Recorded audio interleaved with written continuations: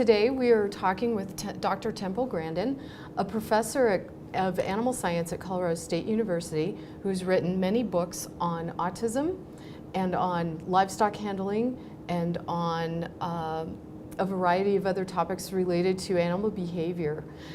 She is this year's Society for Technical Communication Honorary Fellow, and we are lucky to have that she has taken the time to speak with us today. Hello, Temple. It's great to be here. Thank you for taking the time. You've had an interesting and varied career. I did a quick search on Google Scholar and came up with 7,590 results on topics. I didn't know it had that many. On topics ranging from autism to animal transport to animal behavior, genetics, learning styles, sociology, sensory sensitivity, and many other topics. You've also presented at many conferences on these topics. What is a common thread that ties each of these things together for you, and what do you want to be remembered for? Well, I'm a visual thinker. Everything I think about, pictures come into my mind. When I read a book, I see images of the story, like science fiction with a vivid description of a planet. I will see that. Also, I'm an associative thinker. And a lot of people think more in a straight line, but in associative thinking, you tend to link lots of different things together. And I link things together that I see. Okay, genetics was brought up. I have a book, The Genetics and the Behavior of Domestic Animals. And I got very interested in behaviors, things I can see. Right now, I'm concerned about some leg conformation issues in cattle. Again, that's something visual. Some people say, oh, we don't need to have visual appraisal of cattle. And I go, yes, you do. You need it to make sure you don't cause a problem. Right. You see, now what I'm finding is that the people that think more mathematical don't see some of those things. See, there's an advantage to having different kinds of thinking. I'm interested in two main things. I'm very interested in proving how animals are treated. And the other thing is I want to see kids that growing up that are different get a label like autism, dyslexia, ADHD, some other learning problem, are successful. My mother always encouraged my ability in art. I had a great science teacher in school. There were good people in the industry that recognized my abilities. And I'm seeing too many kids today, they're not getting stretched to learn things like job skills. They're not getting the area of ability advanced. For example, you might have a third grader that's good at math. Well, maybe he should be doing high school math, but he's going to need some help in reading. I get worried that the schools today are doing too much of a one-size-fits-all. One of the worst things that's happened in education is taking out the hands-on classes. You know, if I had not had art, I would have gone nowhere. Art was my salvation. You got to build on the thing that the kid is good at. In many of your talks, you make a point of talking about the importance of flexibility in working with people's strengths, which kind of segues from what you just said, which is a very similar message to Marcus Buckingham in Now Discover Your Strengths, in his book, Now Discover Your Strengths and Stand Out. What do you consider your greatest strength? And I'm a visual thinker. Everything I think about is in a picture. I don't think in words. Now, if we're working on animal behavior, that's been extremely helpful to me. Some of the first work I did in cattle was I noticed they'd be afraid of little things that people tend to not notice, like there's a reflection on that water bottle, and if that's on a wet floor, the cattle may stop and refuse to move through the facility. It's been very helpful for me to learn that many different people think differently. You know the old thing where the accountants don't get along with the artists, and the technical staff hate the suits, and some of these conflicts have to do with different ways of approaching problem solving. Now, just being aware that the mathematician approaches a problem differently than maybe the visual thinker can help them to work together. Let's take a product like the iPhone. An artist made that interface, but the engineer had to make the inside of that phone work. That's the two kinds of minds working together. And I'm very worried that all this emphasis on, reading and math, we're going to be blocking out a lot of the visual thinkers, and you need us. And I did a talk out in Silicon Valley, and I have a slide that I show of an animal looking at a sunbeam. And I've already talked about things that cattle see, like a chain hanging down, a coat on a fence. Then I show that slide. I said, you see anything on this slide? Tell me if you saw the animal looking at the sunbeam. And fewer hands went up in Silicon Valley than in some other conference. See, the Interesting. mathematician doesn't see it. Uh-huh. Doesn't see where physical things could go wrong. So, well, that's an interesting question. This isn't on the list, but that brings up an interesting question. What causes problems for you when you're looking at a website, for example? Oh, well, I wish people wouldn't use the crazy fonts and all the weird colored backgrounds. That's the first thing. I'm an older person now. I hate the little tiny print that I can't read. Or I was on Scholar website the other day, and certain journals, when you print the abstract out, the print's like that big. I don't know why they do that. So I have to find a version where I can actually read it. I just printed out one this morning, and there's no way I could possibly read it. The print was like that. Maybe they have a deal with the eyeglass makers. Well, maybe I get a magnifying glass and I could read it. But I had a chance one time to test some three-dimensional software, the scanner, where you could put an object on the scanner and it would scan it into the screen. And you scan it so you could do a 3D printer. And I just started testing it with all different kinds of objects. And I gave it, well, now that the little, I can't get it out now, but I gave it its worst nightmare. The keychain? Yeah. Well, it scanned a whole lot of things really well. But then I got to really test it. I said, try this. And it had a very difficult time with this. It grew blue blobs, it had white shadows all around it. So I just started trying all different kinds of objects to see what kind of objects it scanned well and what kind of objects it had trouble scanning.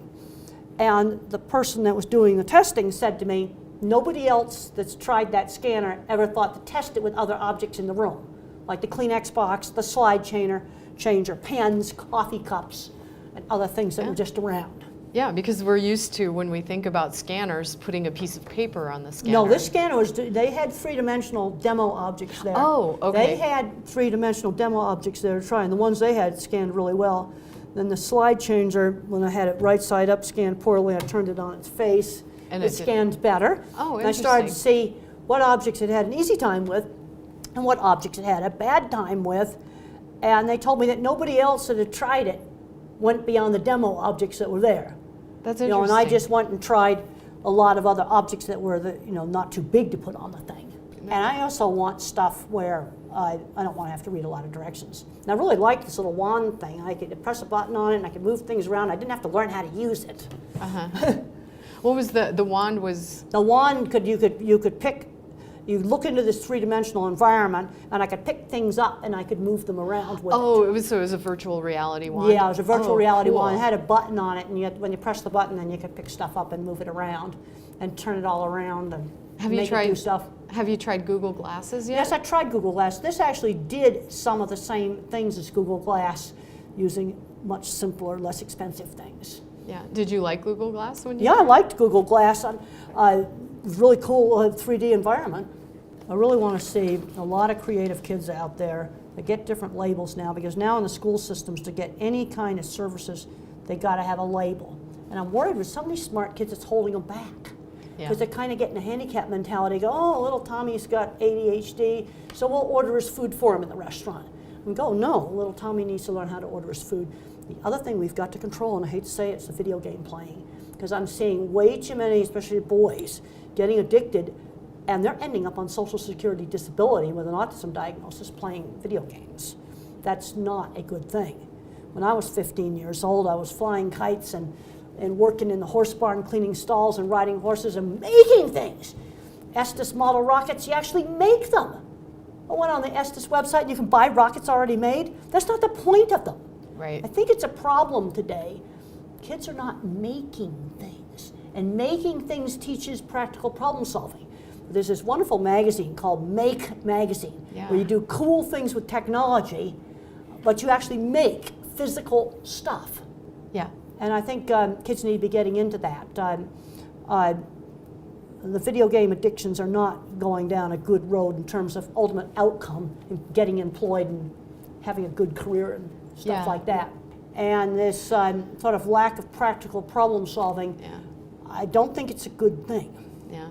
We need to be getting kids involved with technical things that also are tied back to the physical world. And that's what I liked about Make Magazine. They had this really cool microscope you could make with a smartphone and the lens out of a laser pointer and some bits of plywood, bolts, and plexiglass. In your TED Talk a couple of years ago, you spoke about a couple of concepts that have huge implications for learning, user experience, scientific education, and research.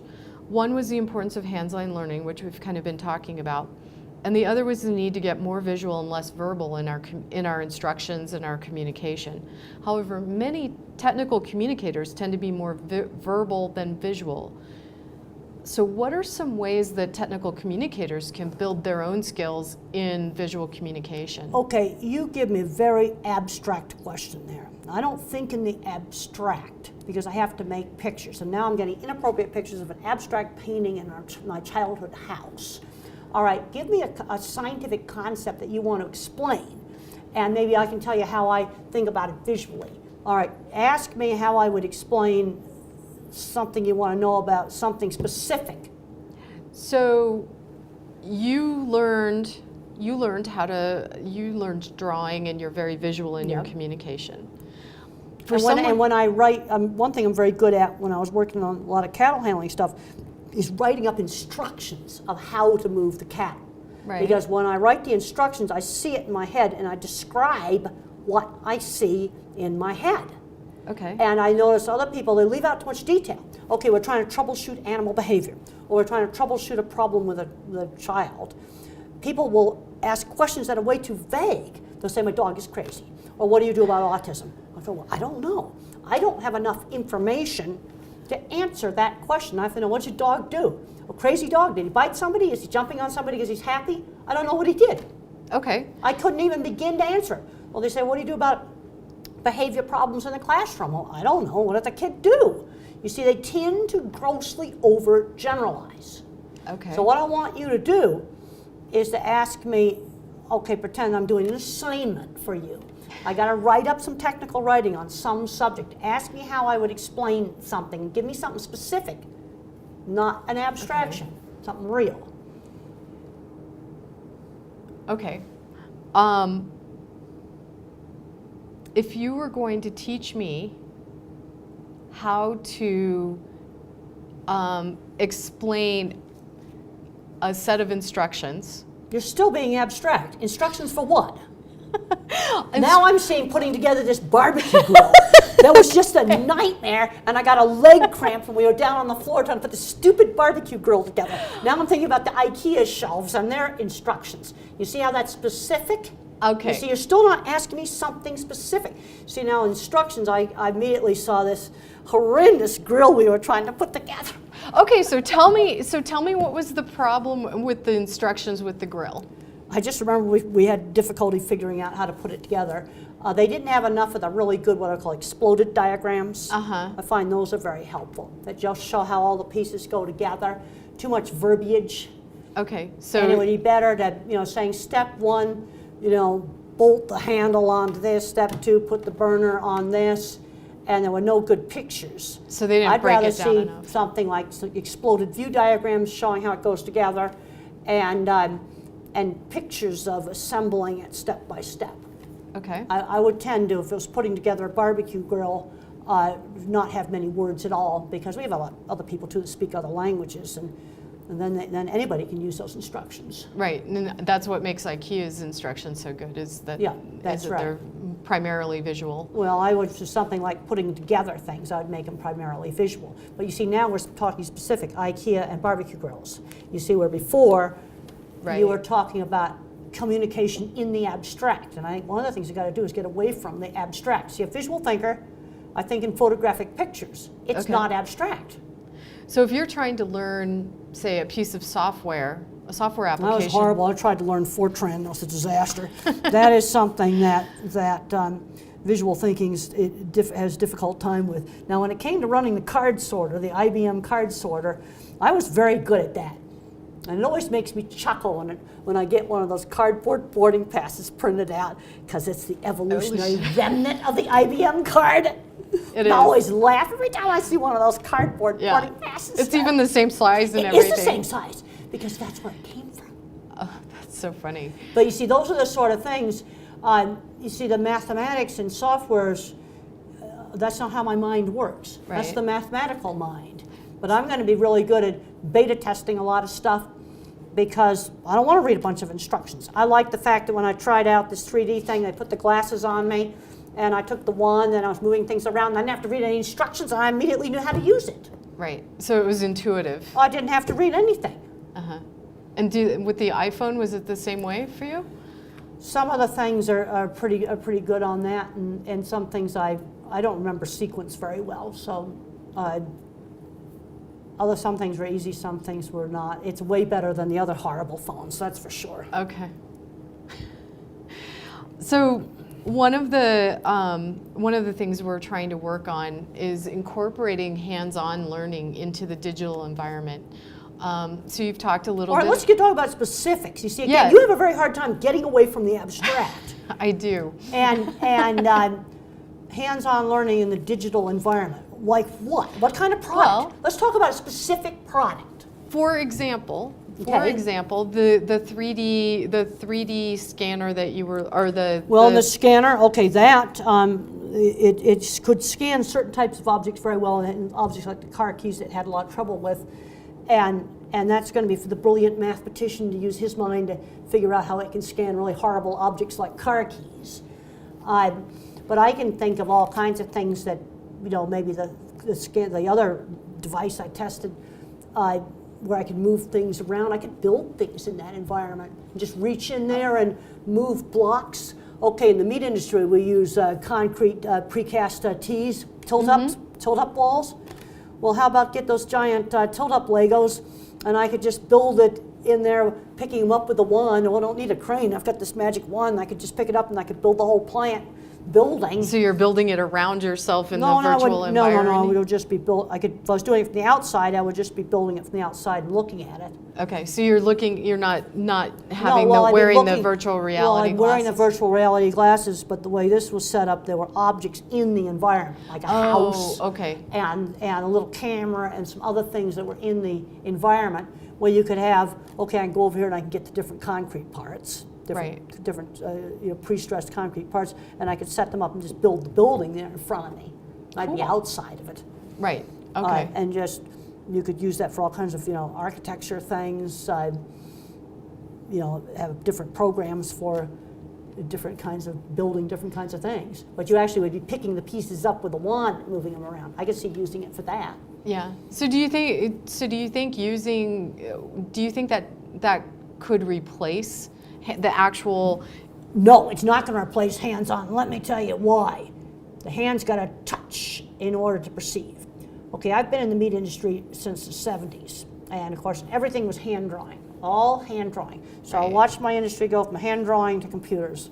And my designer Mark, I had him learn how to do drawing on the computer. I hate to say it, I never made the switch, but I noticed odd things happening when the people switched over. The old people, when they switched over, were fine. But when you took a young kid, maybe in his early 20s, never has drawn by hand, never has built anything, we started seeing very odd mistakes on drawings. Like they don't know where the center of the circle is. Odd perceptual mistakes. That's interesting. And I had an interesting time. I went out and visited Pixar, and we talked about this. I went to Disney Imagineering, and we talked about having to touch. Okay, and both of those places have 3D printers, and they'll draw a character and print it out, and they don't put it on the shelf to look at. It's right down there by computer mouse, so that when they got the mouse in one hand and they're handling the figure with the other hand. Oh, that's a great idea. And so they're touching it. Now, maybe that eventually could be replaced with some kind of 3D thing, but it's going to have to give touch feedback. And another thing that makes me realize why I think you need to have this is Oliver Sacks wrote a chapter about a man who got his vision back as an adult. And he didn't understand what he was seeing with his eyes until he touched his pet. He didn't know what his pet was until he touched it. Right, because he'd spent his whole life touching everything. And he didn't know what his pet was until he put his hands on it. And then it turned on the visual. But you need to be, when talking to some of the animation companies, they say, sometimes we just got to get them off of the animation. In fact, in Toy Story, they pinned the original storyboard up on the walls in the hallway. It was drawn by hand. They still say sometimes they got to get them off the computers and have them do some drawing by hand. In order to get the perspective. And the really good 3D printing may reduce that, because now you can print out the figures and then you can touch them. Yeah. Have you gotten to play with a 3D printer yet? I've a little bit. But the thing I like about that is it's connecting the digital world back to something physical. And it's a tricky little glue gun thing. And I thought it was very interesting that on the MakerBot website, it said, caution, patience is required. And a lot of these kids, I think we need to get them back doing things with physical things. So blogger Timothy Scahill did a post about your work after Usability World in 2009 and how it relates to user experience design. In the post, he talks about how we can apply your research on herd behavior to web design and usability, saying when online, users respond instantly to visual cues, the emotions and the atmosphere of whatever they're consuming. What are some other ways we can apply your research to human communication, product usability, and user experience? I'm really, really worried that we've got to work on breaking down silos. I've made a point, well, I'll do a talk at a tech company, do an autism talk, then I'm going to go up to Montana and I'm going to do a cattle talk, and then I'm going to do a talk for teachers, because everybody's in their silos, and they're getting worse now with all the Facebook groups and things like that. It's not getting better, it's getting worse. You don't have to talk to your neighbor anymore. Like, okay, if I read the paper, if I read the New York Times on some little bitty phone, I don't see all the variety of articles. I like the fact when I open up the real paper that there's 10 different things on that front page. And some of those things I'd probably never read if it was on the phone. Also, it comes in sequentially, and people tend to just, I'll read the sports section, or I'll read the just the headlines or whatever. Yeah. And then down in the corner on the regular paper is some interesting little tidbit about some survey that was done. That's great. So one of the things that Timothy did with your, the drawing, your famous drawing of how cows move through. That's how they move through a single file chute. Chute. So what he did was he applied that drawing to an actual web design page, and put different usability elements about the back button, and the ad blind spot where, if you put an ad in the upper right corner, nobody sees it, and that kind of thing. And if you put an ad so it gets gigantic in the middle of the screen, I'm doing everything I can trying to click it off. I know, me too. I hate that. It's just because I want to read the article. Right. I know that people want to show their ads, but what happens there is I just click it off. Right. Actually, if it was just there on the top of the, like maybe this much of the screen on a desktop, I would look at it and I wouldn't be madly trying to click it off. This morning I was looking at some stuff, and I remember clicking off, a big thing came up, and I don't even remember what it was, and I was so annoyed trying to click it off. I had this big thing I had to get off of it. And I think they've gotten worse about the ones that pop up in the middle of the screen. They're horrid. They're just horrid. And I can understand, a newspaper having a subscription thing pop up because they want people to subscribe. Sure. That I'm much more sympathetic about. And you can still see through that, but just a great big gigantic. Yeah. It makes me actually anti whatever that product whatever is. Whatever the thing is, I said I don't want to hear about it. On one of the scientific journal sites, there's this dreadful lady with a coffee cup. I hate her. Because when I go to print out an abstract, she prints out. She's on the side of the abstract, or the summary of the journal article, when I'm reading it. But then when I go to print it out, she'll get right into part of the print of the abstract. Oh. This stupid lady drinking coffee, and she's all over this website. I hate her. And then I have to go find the journal article on a different website, like maybe PubMed, where it prints out with bigger print that I can read, and that coffee cup lady's not there. Yeah. Now that must be some kind of glitch in the design. And then sometimes she prints on top of the abstract and sometimes she doesn't, but it really is annoying. Yeah, so it sounds like there's something underneath there. I don't know, but it's really annoying. And the other thing with mobile devices now is drop-down menus. That does not work on a phone. So yeah, we're trying to... Grandin.com may be old-fashioned, but it actually does work on a phone. And I got my videos fixed so that they link directly to YouTube now. Oh, that's great. That way you don't have to... Well, because my old videos, the Windows Media Player is terrible. That doesn't work. We got rid of that, and they're linked now directly to YouTube. That's great. So your latest book came out last year, The Autistic Brain, Helping Different Kinds of Minds Succeed. What lessons can we take from studying autism and animal models of perception and apply them to user experience? All right, first of all, it's sensory-based, not word-based. Now, I notice you're a very word-based person and have a hard time asking me about something specific. See, when it's sensory-based, I'm going to see a picture, I'm going to hear something, I'm going to feel something, smell something, taste something. It's not abstract. It's specific. Okay. And then my concepts are formed with specific examples. It's bottom-up thinking. Specific examples create concepts. So my concept of what a dog is, when I was a little kid, is based on seeing a whole bunch of dogs in the neighborhood. And I sorted the dogs by size. I sorted cats from dogs by size. Then our neighbors bought a dachshund.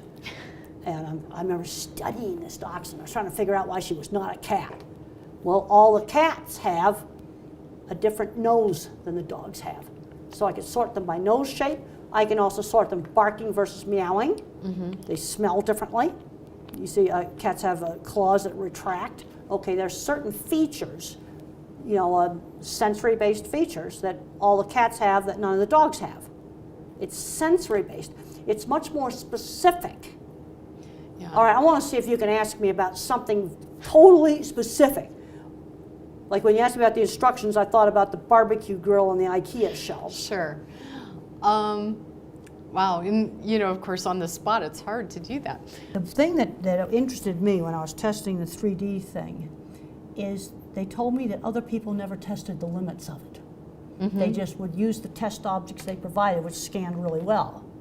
Right. And I started putting Kleenex boxes on it and pins and cups and then my car keys. Yeah, so applying that to a website would be... Well, I get frustrated with some of these drop-down menus. I mean, even when you're on a desktop with a mouse, you put the drop-down menu down and then it disappears and it jumps around, and yeah, I find those hard to use. Little tiny tabs I can't read. But one of the things I really hate is people just go crazy with all the ridiculous colored backgrounds, blue writing on pink and purple textured background. You can't hardly read it. So what? It's not pretty. I mean, I learned when we were typesetting for the Farm and Ranchman magazine not to use all those fonts and all that rubbish. Right. And just because we can doesn't mean we should. You don't. Yeah. That's right. Yeah. So, okay, I'm going to try and make my questions are still pretty abstract, but I'm going to try and make them more specific. When talking to technical audiences, you frequently point out that many of the people in the audience may have some autistic or Asperger traits. And a few years ago, a study by the University of Oklahoma estimated about up to 60% of computer programmers had autistic traits. Oh, I think they do. Which means that those of us who are quote unquote neurotypical, whatever that means, are often working with people like yourself and who have brain differences or autism. I think the first step in working with people with different ways of thinking is to understand that there are different ways of thinking. And that is something that I worked with I brought up in my TED talk. The visual thinkers, the mathematical pattern thinkers, and the word thinkers. Right. And once you kind of recognize that you're a word thinker, but just recognize that's important. And I gave another talk recently where I talked about, you've got the techies don't get along with the suits. I just read that new book on Google and that was brought up. The artists hate the accountants. And then you've got the field staff maybe working out on something like range management, and they don't get along with the academics. And I think the reason for this is they approach problems differently. Now, just understanding that there are different ways of thinking will help you to work with the people. Right. Just knowing that there are differences. When I was young, and a visualization mistake was made on one of the projects, which ended up in some steel tracks and rails getting ripped out of the ceiling of a meat plant. I said, well, couldn't the engineers see that if they jerked on that chain, they're going to tear the tracks out of the ceiling? And when I was young, I called it stupid. Now I've realized they don't see it. The mathematician doesn't see it. I don't know that I would have seen that. And this worries me. So when you're working with someone, you do a great job, I think, of recognizing when people think differently than you do. Well, I've learned. You see, it's been a very interesting journey for me to learn how I think differently. Because when I was young, I thought everybody thought the same way I did. I didn't know my thinking was different. I couldn't figure out why people couldn't understand some of the stuff that I was saying. Now I understand that they think differently. Most so-called normal people are more even. But you get a label, I don't know, if it's autism, dyslexia, ADHD, or some kind of learning problem, that's when you tend to have uneven skills. And you can have an area of ability, maybe sometimes extreme ability, in one thing, okay, and then you disconnect some social circuits and you got math circuits. You know, there's always trade-offs. And unfortunately, schools bang away too much on the deficit and don't work enough on the thing that the person could turn into a career. Yeah. You see, in designing a product, you've got the engineering side, but then you've also got the industrial design side, which would be the art side. And to make really good products, you need the two working together. Yeah. So if I was your manager, and we were working on a project. What kind of a project? See, again, be specific. Okay, a livestock handling project, a livestock design project, and I'm your client or your manager. You're going to be one of the clients that probably can't read a drawing. I've had certain clients. What I have found in the cattle industry, people that work with cattle can read drawings, but where people cannot read drawings is somebody who's really good at the commodities market. They cannot read a drawing. You might as well show them a hieroglyphic. And I used to get very, very frustrated with this. Now I understand why they can't read a drawing. That is somebody where, well, if I'd drawn it with a SketchUp program, I could print it out with the 3D printer and he could touch it, he'd probably do better. Or maybe make a little cardboard model of the facility because they just cannot read a drawing, some of these commodities traders. Now, I don't understand the commodities market. It's different kinds of minds. Right. So if we were working together on a project, what would you want me to do? I mean, you've mentioned a couple of things. Be very specific. Very good at organizing. One time I worked with a student and she was good at everything I was terrible at. Great at record keeping. She could run every statistics program that there was. Super organized. But when it came to creative ways of analyzing the data, I did that. Because the problem I found when the students get grinding away at statistics is they forget about the cattle. Right. And when I did my master's thesis, that was back in the day as an IBM card sorter. Right. And I had thousands of cards. Each card represented an individual animal. And I called them my cattle. And when I take a card, I pick up one of the cards and read the code, I actually saw what it was. It was Red River Feed Yard, Holstein, heavyweight. Yeah. You know, but I'd see it. Even now, I'd see it. Yeah. You see, that's seeing if you can match the skills where they complement each other. Right. I mean, I think the iPhone would be a good example of that. Because a lot of the things, I mean, you get these interfaces, so complicated nobody can understand how to use it. Exactly. I mean, to me, a good computer interface is something where I don't have to read any instructions. I mean, I think that's one of the reasons why the Google search engine was so successful. It just came up there with that one search box, and there was nothing there to learn how to use. Yep. It just worked. Yep. Yep. Of course, the underneath part of that is really difficult. Oh, I know. But the user interface, I think it was very clever of them just to make that search box in the middle of the screen and nothing else. Because then people aren't going, Yeah. And then you have things that will never change, like the QWERTY keyboard. Yep. People have tried to change that. Yeah. But it's so entrenched. And when Microsoft came out with that new interface, everyone's going, where's my start menu? Right.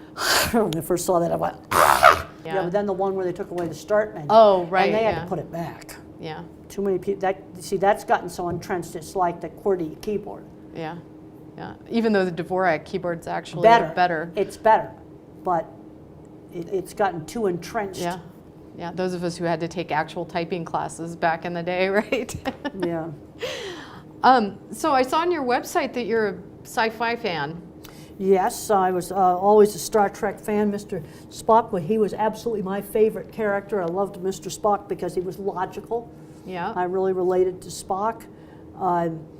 No, I've always liked science fiction. So besides Star Trek, what's your favorite What's your other, do you have any other favorite sci-fi? We have a lot of technical communicators love science fiction. Well, I like science fiction, and I thought Avatar was a great movie. The new, they've got a new Man from U.N.C.L.E. movie coming out. Probably going to have to go see that. There's a new Star Wars movie that's coming out. I know. I'm going to have to check that out. Yeah. I loved the original Star Wars.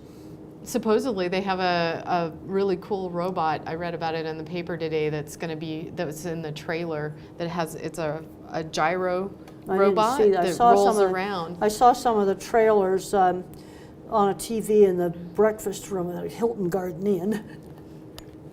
Yeah, you've been traveling a lot lately. I have been. Yeah.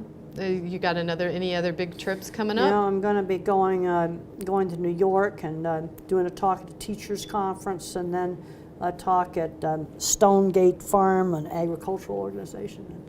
Yeah, that's great. So what's your next big project?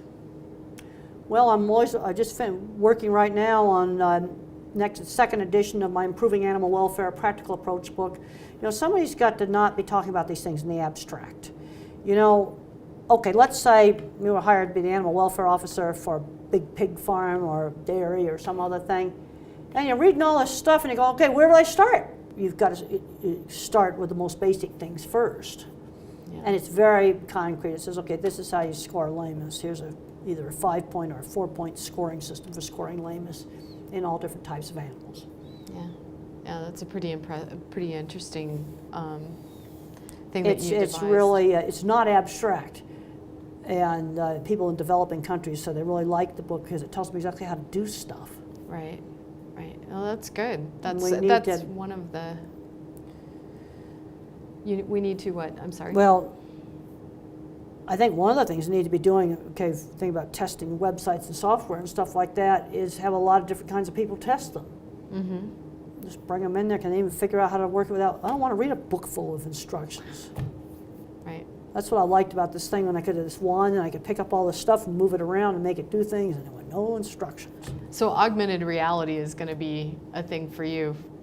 That would be your preferred way of learning something, well, a new it depends technology. it depends what I'm learning. There's certain things that'd be really useful for, but it doesn't solve all problems. And I don't think it totally replaces actual hands-on, real things. Okay, let's say you want to make something with a 3D printer. Let's say I wanted to make an airplane, for example. Well, okay, here's the wings of the airplane, the landing gear here. Well, when you print that airplane, you're going to have some posts here to hold the wings up, because this is a glue gun-like thing that's moving around. And if you don't draw some posts to hold the wings up, your plane is going to be a pile of gook on the bottom of the platform. Collapse. Yeah. Yeah, so you've got to design something that can print, and then you would design those posts so that they're like this. So you just have a little thing there that you can just break off and then sand it smooth. Right. But you've got to design that into it. Now the beginner things are the kinds of shapes that you don't have to worry about then. Right. Yeah. You see, that's where in the virtual world, the wings aren't going to sag. Right. Right, and that's something that I probably wouldn't have thought of. In the real world, they will sag. So is there anything else that you would like to make sure that our audience well, I think it's important to realize that different people do think differently. I still have not gotten you to ask me how I would write about something really specific. Yeah, I'm trying to come up with a specific enough example. It's very hard for me to do that. Yeah, you see, you're very abstract. All right, let me give you a visual thinking test. Okay, I want you to think about church steeples. How do they come into your mind? Triangles. Oh, that's real abstract. In other words, you're just seeing something sort of like that. Yeah, pretty much. That's really abstract. And with a cross on the top. But very abstract. Maybe just something about like that. Yeah. All right. In your own mind right now, can you walk into the front door of your house, unlock it, walk around in your living room? Yes. Okay, and you can see it clearly? Yeah. Yeah, most people can see their own car or the inside of their own house. Yeah. But you see, when I think about the church steeples, I see specific ones, and I can say, oh, it's that one over there on this street. They are specific. Okay. They are not, there's no pointy thing. I could fabricate that in my mind for the generic church steeple of the person who's not a visual thinker. So like for places that I've been, Okay. I can close my eyes and picture them, especially if they're, you know, like European cities and Something stuff that you don't really- change very often. Well, right? that's the stuff you care about, because I do not remember every hotel room. Well, I Because don't just remember hotels, no. I don't but, care about hotels. They are very low down on my list of things I care about. But like going to a town in Holland, for example, I can close my eyes and picture walking around Amsterdam. I can picture walking around Delft.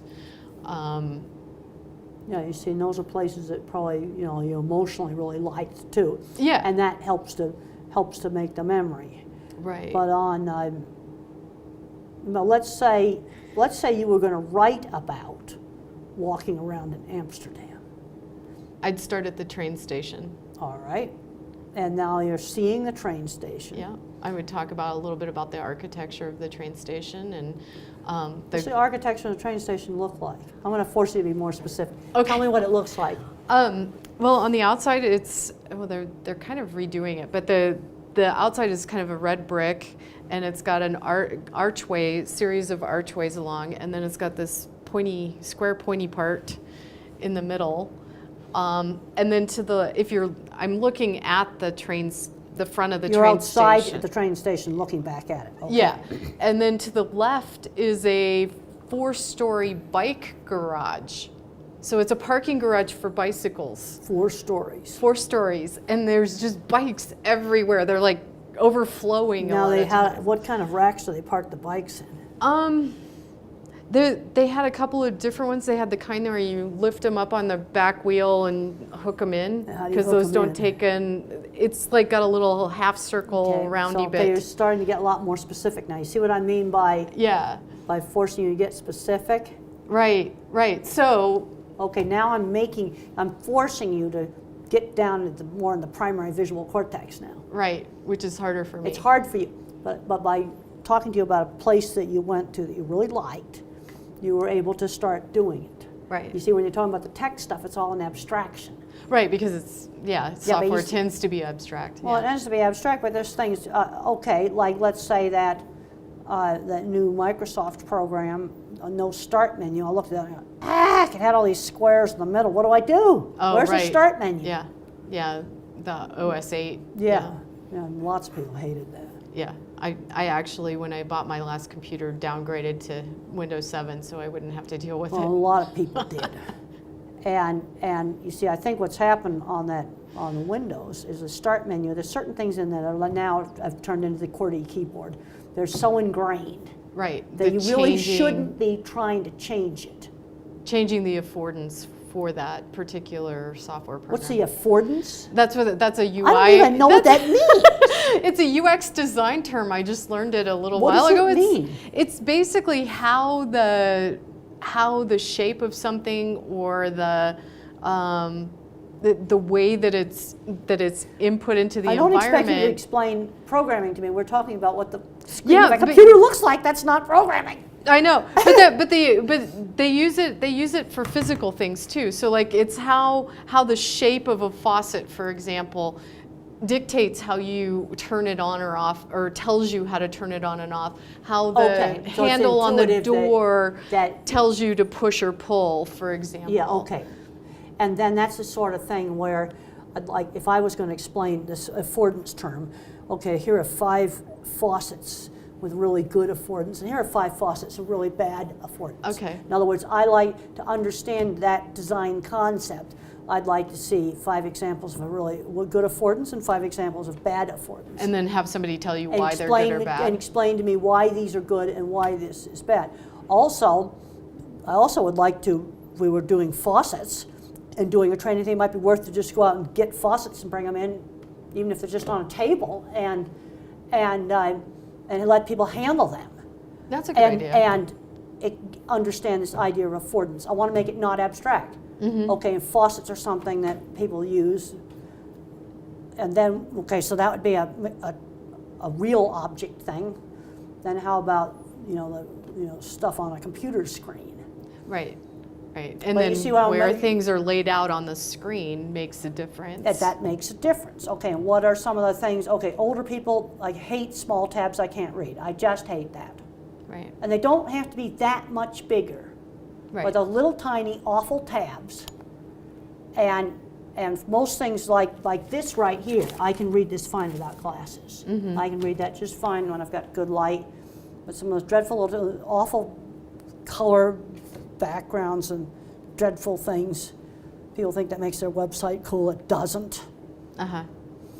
So But if I was going to be teaching a class just on things like making the tabs so they're easy to understand, well, let's have examples. sure. You know, I'd go find some of these like hideous, horrible web pages that are all these different weird colors and. Right. So what's the worst color combination for you on a web? Oh, I can tell you one thing, it doesn't work. It's blue with red print. That does not work. That makes my eyes go. That does not work. I learned that back in the old days of. Yeah. So if you're looking at a website, what color background is easiest for you to read? I think lots of times, you know, just something very neutral. I don't like all patterned backgrounds and weird fonts and stuff that's hard to read. It makes it a little distracting. Well, and then it prints out really weird. I think another thing you got to think about is black and white printer friendly. You got to remember there's a lot of people in this world that don't have the state-of-the-art fancy dancy thing. It's going to be a crummy old black and white printer, and there's certain things to the way the background is that then you can't read it when you print it out. Okay. Black and white printer friendly, I think, is important, especially things like scientific journal articles where you're going to want to print them. Right. Now they and don't. They where the tend to be. graphics aren't good They tend anyway. to be really plain. Where you get into trouble, there's this one I just printed out, and the print was that big. Yeah. Yeah, that's hard to see. Well, I couldn't even see it. It was Yeah. so small. Yeah. I had to go and get that journal article off a different site Yeah. because I couldn't read it. Well, is there anything else that you would like to tell us today? Well, I think in explaining things, use specific examples. Okay, let's say we're doing directions on how to put something together. Well, let's talk about IKEA shelves and barbecue grills. Let's not talk about abstract. Okay. Let's use specific examples. Here's the worst set of instructions I ever had. Here's the really good set of instructions. Okay. You see, I'm a bottom-up thinker. So I teach not with a top-down big concept, but here are specific examples. So if I was going to do something on good and bad instructions, I mean, I'd go out and print a bunch of instructions off of various, you know, product websites of really good and really bad ways of